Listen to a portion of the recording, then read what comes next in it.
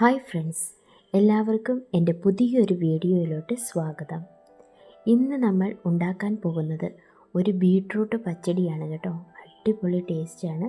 അതിന് നമുക്ക് ആവശ്യമായിട്ടുള്ളത് ഒരു ബീട്രൂട്ടാണ് കേട്ടോ. നല്ല ഒരു ഫ്രഷ് ആയിട്ടുള്ള ബീട്രൂട്ട് എടുക്കുക. അതിന് നമുക്ക് ചെറിയ ചെറിയ കഷ്ണങ്ങളായിട്ട് കട്ട് ചെയ്തെടുക്കാം. അത് നമ്മുടെ ഓരോരുത്തരുടെയും ഇഷ്ടത്തിനനുസരിച്ച് കട്ട് ചെയ്തെടുക്കാം കേട്ടോ. ഞാനിപ്പോൾ കട്ട് ചെയ്തെടുത്തിരിക്കുന്നത് ഫൈനായിട്ട് ചെറിയ കഷ്ണങ്ങളായിട്ട് കട്ട് ചെയ്തിട്ടാണ് എടുത്തിട്ടുള്ളത്. അതിന് നമുക്ക് ഒരു പാനിനകത്തോട്ട് ഇട്ട് കൊടുക്കാം. എന്നിട്ട് നമുക്ക് ആവശ്യത്തിനുള്ള ഉപ്പും ചേർത്ത് അല്പം വേകാനുള്ള വെള്ളവും ഒഴിച്ച് നമുക്ക് അതിനെ ഒന്ന് അടച്ച് വെച്ച് വേവിക്കേണ്ടതായിട്ടുണ്ട് കേട്ടോ. അപ്പോൾ നമുക്കൊന്ന് അടച്ച് വയ്ക്കാം. ഇപ്പം നമ്മുടെ ബീട്രൂട്ടൊക്കെ ഒന്ന് നന്നായിട്ട് വെന്ത് വന്നിട്ടുണ്ട്. വെള്ളമൊക്കെ നന്നായിട്ട് പറ്റിയിട്ടുണ്ട്. അപ്പം ഇത്രയുമാണ് നമ്മളതിനെ വേവിച്ചെടുക്കേണ്ടത്. നന്നായിട്ട് വെള്ളം പറ്റിച്ചെടുക്കണം. ആ സമയത്ത് നമുക്ക് അതിനകത്ത് ഒഴിക്കാനുള്ള അരപ്പൊന്ന് റെഡിയാക്കിയെടുക്കാം. ഒരു കാമുറി തേങ്ങായും ചിരകിയ തേങ്ങായും ഒരു കഷ്ണം ഇഞ്ചിയും നമ്മുടെ എരിവിനനുസരിച്ചുള്ള പച്ചമുളക് ചേർത്ത് കൊടുക്കുക കേട്ടോ.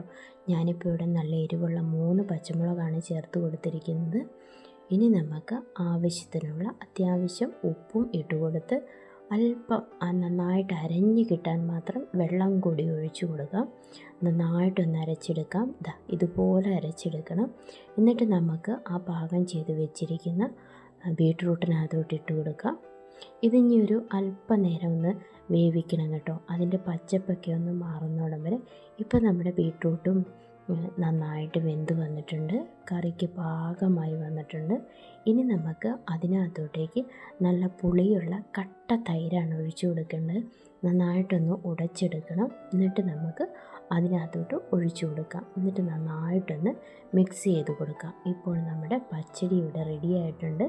ഇനി നമുക്ക് അതിൻ്റെ മുകളിലോട്ട് കടുകും കൂടെ വറുത്തിട്ടാൽ നമ്മുടെ ബീട്രൂട്ട് പച്ചടി ഇവിടെ റെഡിയാകാൻ പോവുകയാണ് കേട്ടോ.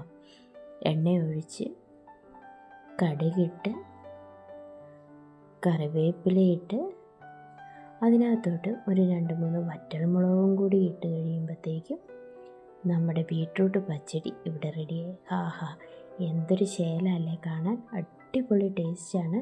ഒന്ന് കഴിച്ചാൽ നമുക്ക് പിന്നെയും പിന്നെയും കഴിക്കാൻ തോന്നുന്ന ടേസ്റ്റാണ്. അതുകൊണ്ട് എല്ലാവരും ഒന്ന് ഉണ്ടാക്കാൻ ശ്രമിക്കുക.